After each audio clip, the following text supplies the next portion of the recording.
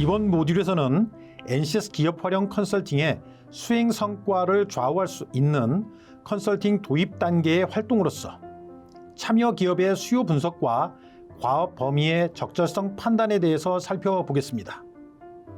본 모듈의 학습 목표는 다음과 같습니다. 첫째, 21년도 우수 참여 기업의 사례를 통해 기업의 니즈와 컨설팅 참여 의지에 대해 확인하는 도입 활동을 분석하겠습니다. 둘째, 21년도 우수 참여 기업의 사례를 통해 컨설팅 과업 범위와 참여 유형의 적절성을 파악하는 노하우를 정리해 보겠습니다.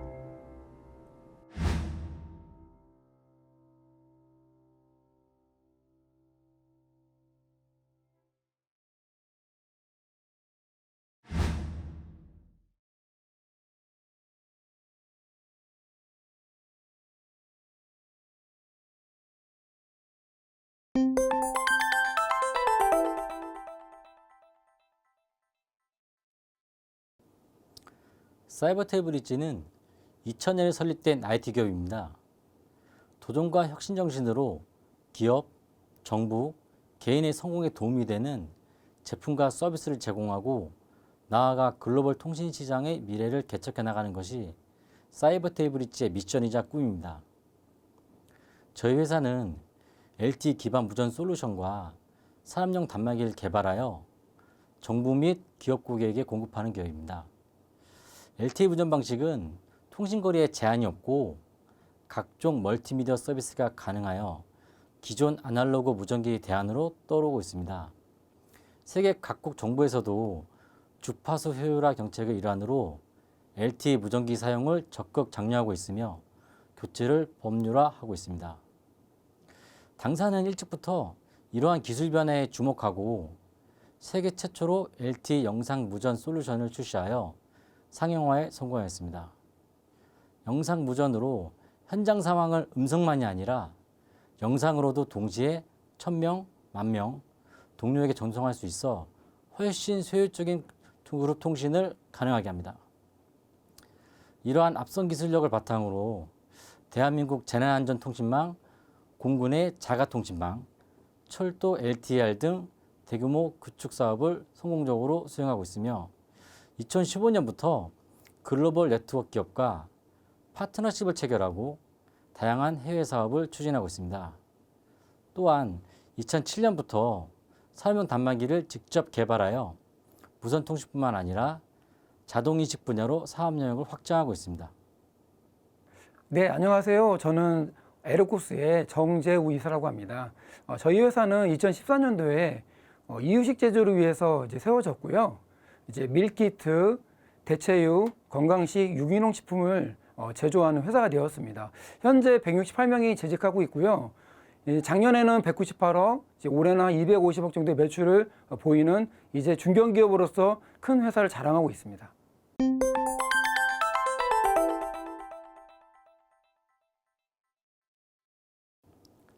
사이버테이블릿지는 2017년 NCS 기업 활용 컨설팅 사업에 참여한 경험이 있습니다. 정부 지원 컨설팅으로 진행되는 지원 사업이다 보니까 메리트가 있었고요. 2017년 당시에는 기업 규모가 30명 정도에서 한 50명 정도여서 컨설팅에 대한 내용을 제대로 파악하지 못한 상태에서 컨설팅을 받게 되었고, 그래서 제대로 된 성과를 내지 못했던 것 같습니다.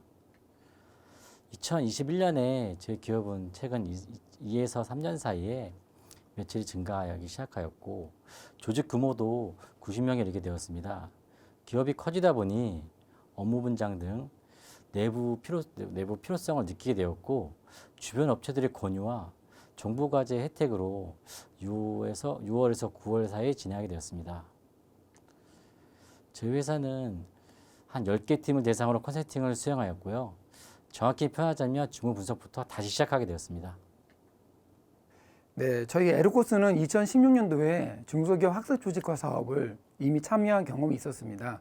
그때 이제 주관했던 컨설턴트께서 2017년도에 NCS를 한번 해보는 게 어떠냐, NCS도 무료 교육이다라고 먼저 권유를 해주셨어요. 저희는 아무것도 모르는 상태에서 그때 당시 이제 직원이 34명이었거든요. 34명 정도는 뭐 기본용을 하는데 아무 문제가 없었기 때문에 저희는 그래, 우리 회사가 커지기 위해서는 우리 조직 체계를 잡아야겠다라고 해서 저희는 신청하게 되었습니다. 그 후로 이제 2021년도잖아요. 이때 이제 4년의 시간이 지나면서 30명대 직원이 168명, 무려 4배 이상이 이제 늘어났습니다. 그러면서 조직도 많아지고 구성도도 굉장히 높아지고 여러 직무가 많이 있다 보니까 신청하게 되었습니다.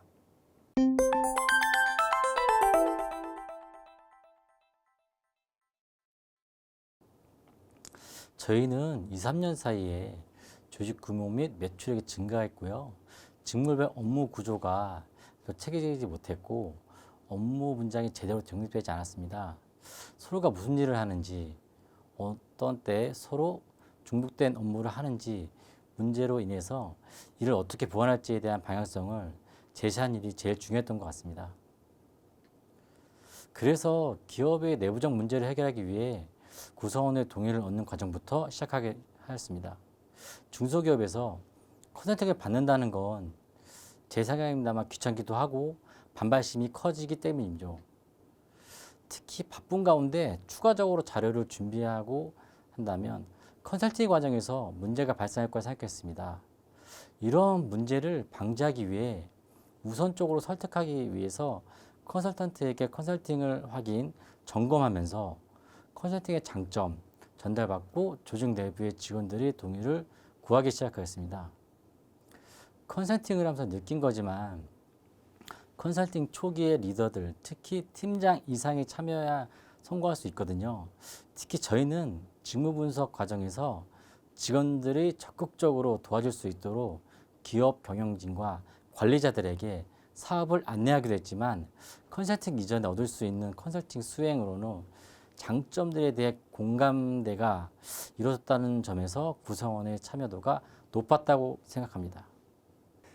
가장 NCS 컨설팅을 하기 위해서 중요한 것이 교육과 더불어 직무 분석입니다. 사실 직무 분석이 70% 이상을 좌우한다고 봅니다. 이 NCS가 성공하냐, 성공하지 않느냐는 바로 이 직무 분석이 제대로 됐냐, 안 됐냐, 이거의 차이거든요. 그럼 직무 분석을 제대로 하기 위해서는 구성원들의 도움이 필요합니다. 현재 자기가 하고 있는 그 직무 분석을 다 표를 받아야 되거든요. 그 직무 분석을 통해서 또 우리 컨설턴트와 협의하에 그 분석을 제대로 이제 하는 과정들이 이루어지게 됩니다. 그런데 그 구성원들이 짜증나, 싫어, 이거 왜 시켜? 이렇게 되면은 안 되기 때문에 이 인사 담당자는 이거 우리가 당신네들의 간섭하는 게 아니라 직무 분석을 통해서 도와주려고 한다라는 의식을 심어줘야 됩니다. 그 과정이 충분하게 이루어지는 게 이 NCS 성공의 가장 큰 키포인트입니다. 이 기반을 거쳐야만 성공적인 NCS가 되고요. 관심과 참여, 이게 되면 또 CEO는 되게 좋아합니다. CEO들이 가장 우리 회사에서 중요시하는 게 바로 각 팀별로 직무 분석. 이게 과연 인원이 남느냐, 인원이 모자르냐, 과연 제대로 일이 이루어지느냐, KPI로 가기 위한 그 단계거든요. 그래서 이 직무 분석만이 NCS의 성공 요소를 좌우한다고 봅니다. 컨설팅을 하면서 기업에 요청드리는 자료는 크게 기업 현황과 관련된 것, 직무와 관련된 것으로 나뉩니다. 우선 기업 현황과 관련된 자료로 해당 산업 분야의 동향, 가능한 경우 회계보고서나 사업계획서 등을 요청하여 기업이 현재 어떤 방향으로 경영되고 있는지 확인합니다. 이 자료를 바탕으로 기업 상황을 고려한 컨설팅 방향을 설계할 수 있습니다. 그리고 가장 중요한 직무와 관련된 자료로는 조직도, 업무 매뉴얼, 업무 분장 등을 기본적으로 요청합니다. 관련 자료를 통해 각 직무별 주요 업무와 어떤 직무가 핵심 직무인지 등을 파악하는 데 활용할 수 있습니다. 또한 기업에 자료를 요청할 때 한 가지 팁을 드리자면 사전에 필요한 자료를 목록화하여 문서로 만들고 착수회의 때 기업에서 제공 가능한지 여부를 확인합니다. 또한 착수회의를 진행하면서 인적자원 개발 관련 자료, 역량 개발 관련 사업계획, 채용 도구의 유무 등을 확인하여 추가로 자료를 요청하기도 합니다. 자료가 없는 경우에는 컨설턴트가 인터뷰를 통해서 해당 내용을 정리하기도 합니다. 컨설턴트 입장에서는 회사 전반에 대해서 이해할 수 있는 자료가 필요합니다. 간략하게 나오는 회사 소개서보다는 기업에서 실제적으로 진행하고 있는 사업 계획서라든지 제조품 하나하나를 확인하면서 사업의 방향성과 회사의 홈페이지에 나오는 조직도를 확인합니다. 실제 조직도와 회사의 홈페이지가 맞는지, 실제 조직도의 내 각 조직들, 그리고 부서나 팀들의 목표가 무엇인지 추가적으로 요청하고 있습니다.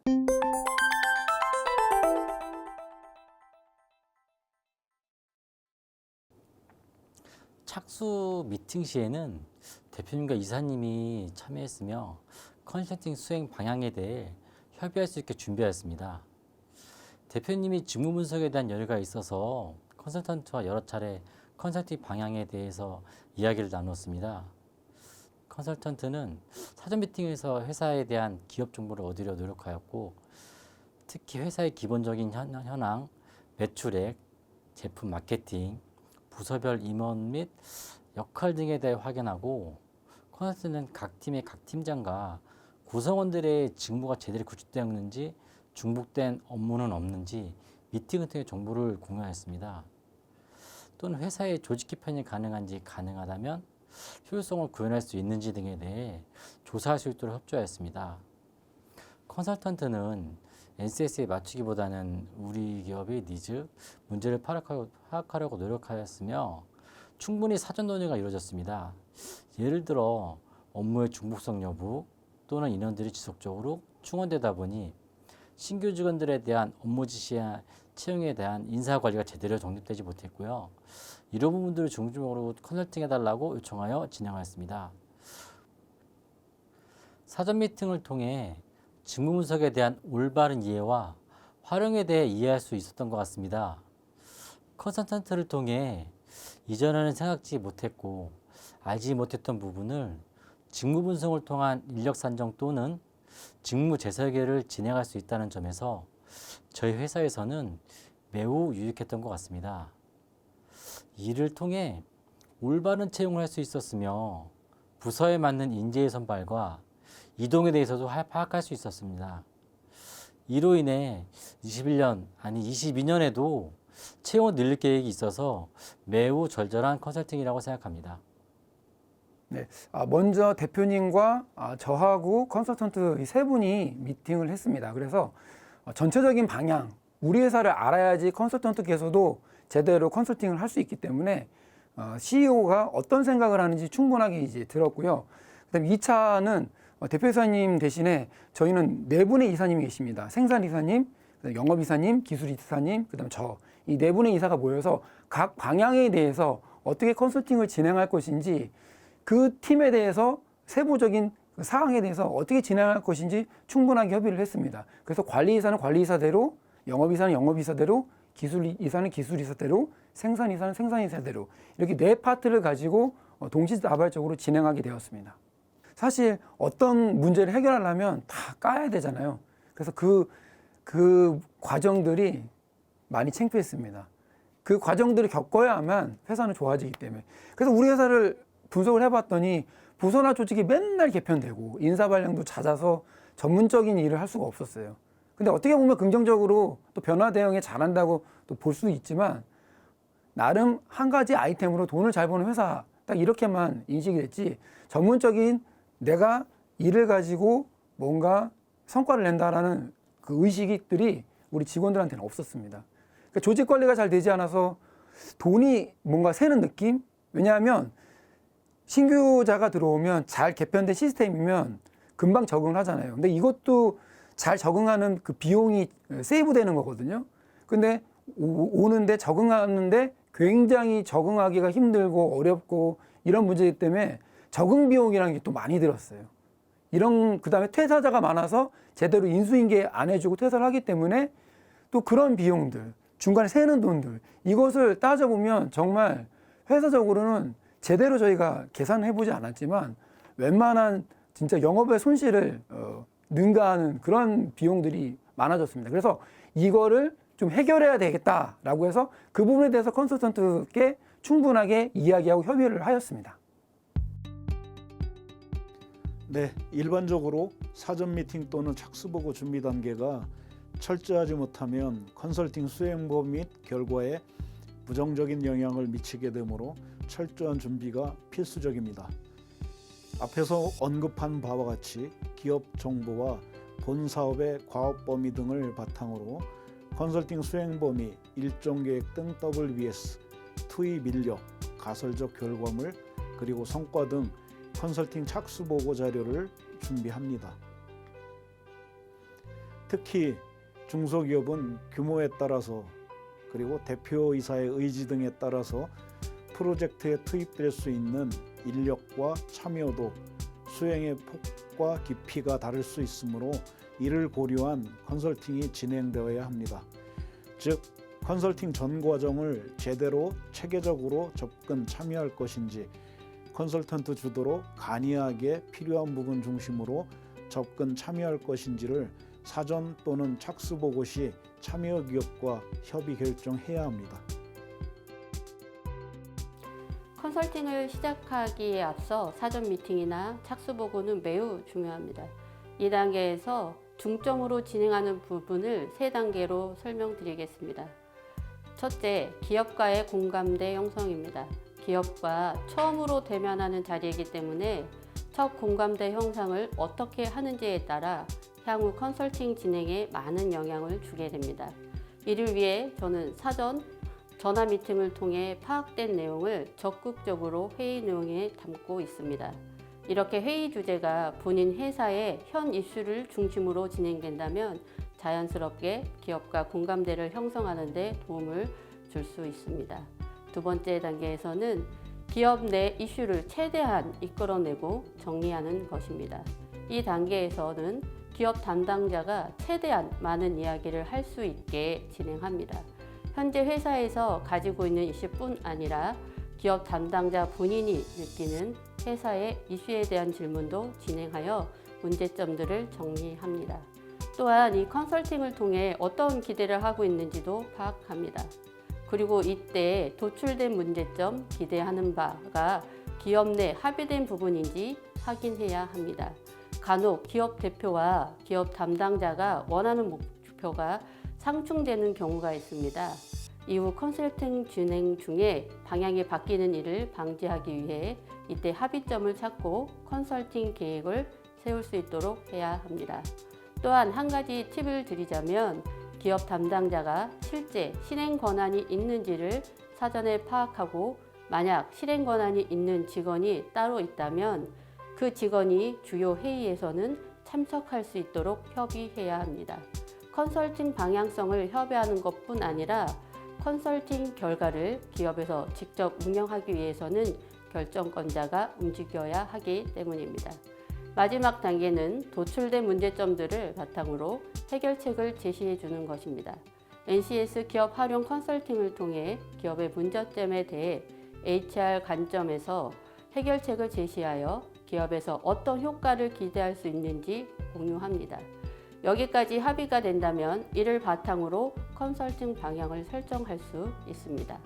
착수 회의 때 컨설팅의 범위, 수요 파악, 컨설팅 일정 등의 협의가 어려울 때는 다음 회의에서 진행할 수 있도록 착수 회의를 진행했습니다. 협의가 어렵다는 것은 기업 담당자나 현장 전문가가 일정, 기업 상황이 변동이 많을 경우도 협의가 어렵기 때문입니다. 컨설턴트가 최대한 기업 상황, 기업 담당자의 근무 상황을 고려해서 진행하려는 태도를 보여주게 되면 기업 담당자와 라포를 형성하는 데 도움이 됩니다. 그 다음 회의 진행에 많은 도움을 받게 되기도 합니다. 하지만 착수회의는 컨설팅의 방향과 계획을 수립하는 중요한 회의이니만큼 신경 써서 진행하고 있습니다.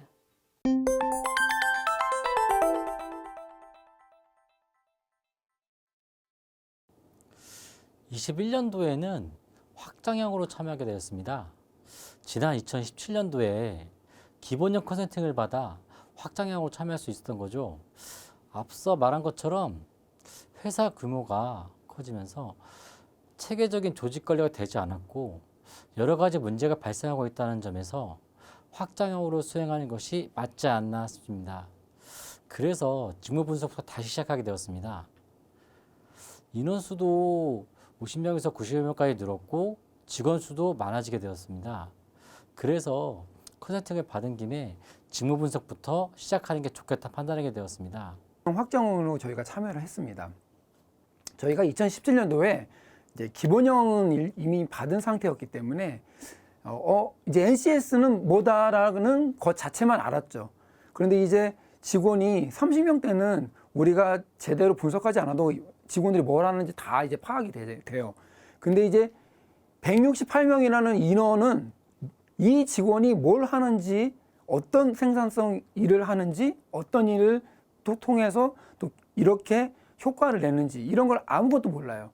그래서 먼저 가장 중요한 게 우리 회사에서는 어느 팀이 직무 분석을 해야 되고 어느 부서가 이 NCS하고 이렇게 분석을 했을 때 가장 큰 효과를 낼 것인가라고 저희가 분석을 해봤습니다. 그래서 나왔던 팀들이 생산팀, 그러니까 생산팀하고 생산관리팀이었습니다.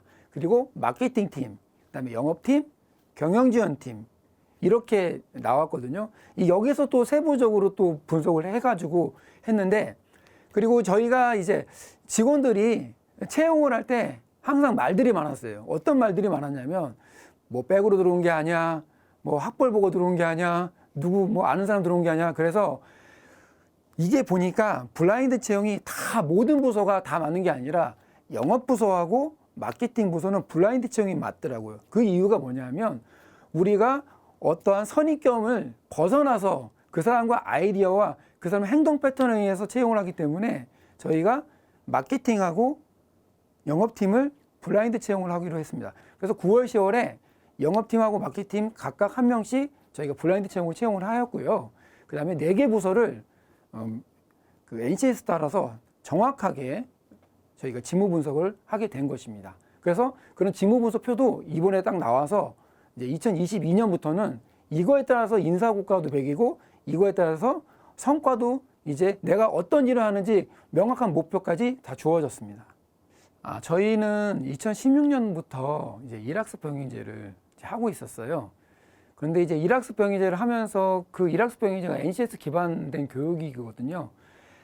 그거를 이제 하는 데 있어서 이제 일반적으로 이제 교육을 했지만 그것을 이제 분석하거나 체계를 잡아가는 데는 좀 한계가 있었습니다.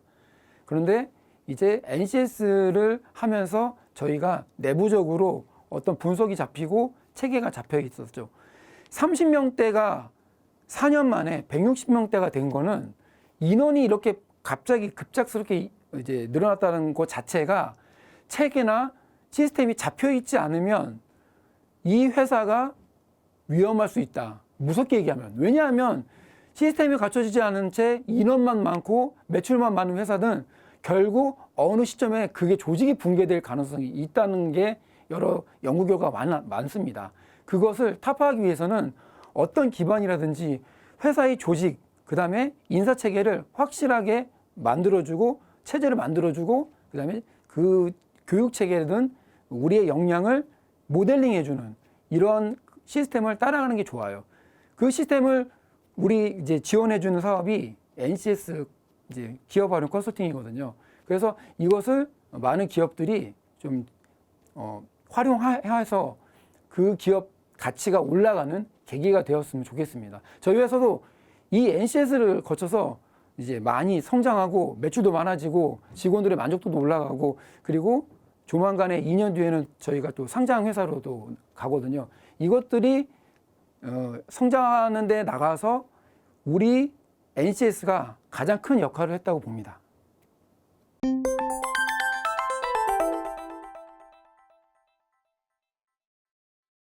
저희 기업 상황에서는 직무 분석에 무게를 두었습니다. 일단 저희 기업의 직무들에 대한 분석을 마치고 인재 채용에 대한 노하우, 교육 및 조직 개편에 도움을 받을 수 있겠다 생각을 했습니다. 이를 NCS와 연계한다면 내부적으로 상당히 많은 업무 효율이 날 거라고 판단하게 되었고요. 저는 주변 기업들에게도 NCS를 도입해 보시라고 건의하고 싶습니다. NCS는 이제 국가직무능력표준이잖아요. 말 그대로 국가직무능력표준이기 때문에 저희 국가에서 대한민국에서 내노라 하는 전문가들이 모여서 몇 년에 걸쳐서 만든 그 표준입니다. 그렇기 때문에 그 중소기업들이 도입할 때 위험도가 굉장히 낮은 게 장점이죠. 왜냐하면 전문가들이 국가에서 총체적으로 그 국가직무능력 표준을 만들었기 때문에 이 표준을 따라가면 그 능력 범위가 어디에도 벗어나지 않는 그 장점이 있습니다. 그리고 굉장히 생산성이 높을 거로 판단합니다. 왜냐하면 국가에서는 중소기업이 잘 되기를 원합니다. 중소기업이 잘 돼서 채용도 많이 하고 그리고 돈도 많이 벌어서 세금도 많이 내고 이런 것이 국가에서는 가장 또 우리 중소기업이 잘 되는 게 목표이기 때문에 이 국가직무능력표준을 우리 중소기업이 적극적으로 활용하기를 원하고 있습니다. 그래서 저희도 이 국가직무능력표준을 따라서 뭔가 시스템을 이제 만들면 우리 회사의 손실이나 그런 여러 가지 우리가 하지도 않아야 될 여러 가지 그런 과부하적인 그 업무라든지 이런 것들이 이제 많이 붙어 있어요. 그걸 과감하게 NCS 도입으로 과감하게 정리하고 깔끔하게 회사의 그런 기본을 만든 계기가 되었고요. 그래서 많은 기업들이 이 NCS 활용 능력을 좀 도입했으면 좋겠습니다.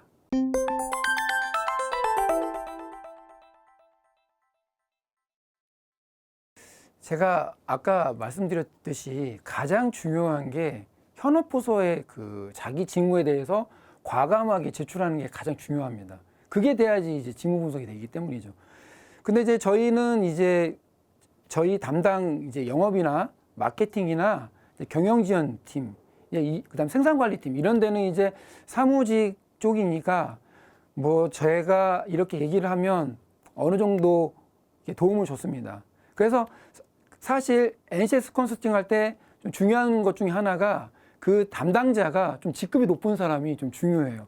직급이 높은 사람이 있어야지 그걸 원활하게 받을 수 있거든요. 직급이 낮으신 분이 달라고 하면 뭔가 도움을 안 주는 경향이 있는데 직급이 제가 이사니까 좀 달라고 하면 그래도 어쩔 수 없이 주니까 이제 사무직들은 이렇게 해서 제가 충분하게 그 과업에 대한 내용을 받았는데 가장 힘들었던 데가 현장 부서였습니다. 생산 부서 특히. 왜냐하면 생산 부서들은 시간에 맞춰서 일을 하고 시간에 맞춰서 다 쉬고 이렇게 딱딱딱 하기 때문에 그 저희가 공장장님과 그 협의가 되지 않으면 굉장히 어려움이 컸습니다.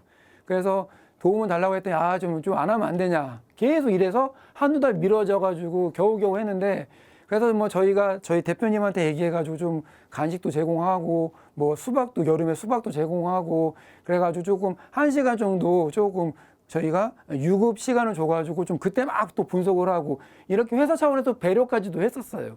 그러지 않으면 도움을 받기가 되게 힘들었을 겁니다. 그래서 저희가 이제 현장 부서가 되게 중요하잖아요. 그쪽에 그 어떤 우리가 과업을 받거나 직무 분석을 하려고 하면 그 현장 부서의 도움이 필요합니다. 그러면 여기서도 우리 회사 측 경영진에서도 뭔가 도움을 줘야 됩니다. 그게 뭐 유급 시간을 부여한다든지 뭐 간식을 제공한다든지 아니면 뭔가 뭐 이렇게 좀 뭔가 줘야지 그럼 해줄게 이제 이렇게 되니까 그것도 이제 노조가 있는 또 회사들은 그런 부분에 대해서 노조가 반대하는 경우도 있어요. 그래서 충분하게 뭔가 제시를 해야 그런 부분이 원활하게 성공할 수가 있었고 저희가 그런 게 협의가 됐기 때문에 성공할 수 있다고 생각했습니다. 그래서 노조가 있는 회사들은 그 노조와의 그 관계를 좀 최대한 잘 배려해서 이게 우리 회사뿐만이 아니라 당신네들의 일을 힘든 일을 줄여주기 위해서 하는 거다라는 그 어필을 좀 충분하게 하셔야지 이게 그 생산 부서들은 그거에 대해서 공감을 할 겁니다.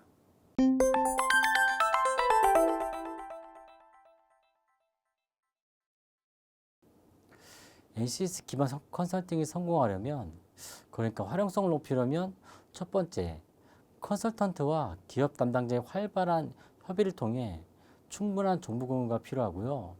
두 번째로는 회사 대표 혹은 경영진과의 사전 미팅, 착수회의 때 기업의 니즈를 파악하고 세 번째는 직무 분석에 대한 지원을 통해 효율성 제고가 직원들에게 가시적으로 보여지기 위해서는 자신의 업무를 전부 공개하고 공유함으로써 중복성 및 조직 설계에 대한 이점을 보여준다고 봅니다. NCS가 성공하려면 세 가지는 꼭 기억하셔야 될 것 같습니다. 먼저 컨설턴트 분하고 기업 담당자가 활발하게 협의를 하여야 합니다. 그래야지 어떤 컨설팅을 할지 그 목표가 잡히기 때문이죠. 두 번째로 회사 대표 혹은 경영진과 이제 또 두 번째로 미팅을 해서 착수를 회의해야 됩니다. 그래야지 나가는 방향이 또 나오게 됩니다. 그냥 기업 담당자하고 컨설턴트 둘이만 하면 한계가 있어요. 그 업무만 되거든요. 근데 기업의 전체적인 목표와 비전과 미션을 맞추려면 회사 대표 혹은 경영진과 사전 미팅이 되어야 됩니다.